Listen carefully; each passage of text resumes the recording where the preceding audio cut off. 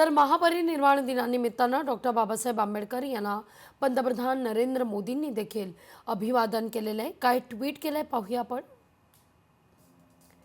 महापरिनिर्वाण दिनानिमित्तानं डॉक्टर बाबासाहेब आंबेडकर यांना अभिवादन। त्यांचे दूरदर्शी नेतृत्व आणि न्याय, समता आणि संविधानवादाबद्दलची अढळ वचनबद्धता आपल्या राष्ट्रीय प्रवासाचे मार्गदर्शन करत आहेत। त्यांनी पिढ्यांना मानवी प्रतिष्ठेचं रक्षण करण्याकरता आणि लोकशाही मूल्यांना बळकटी देण्याकरता प्रेरित केलं।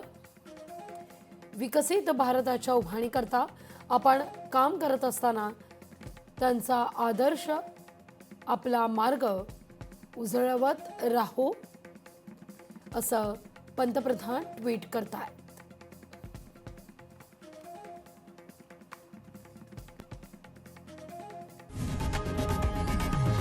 लोकशाही मराठी ऐका, पहा, जागरूक रहा।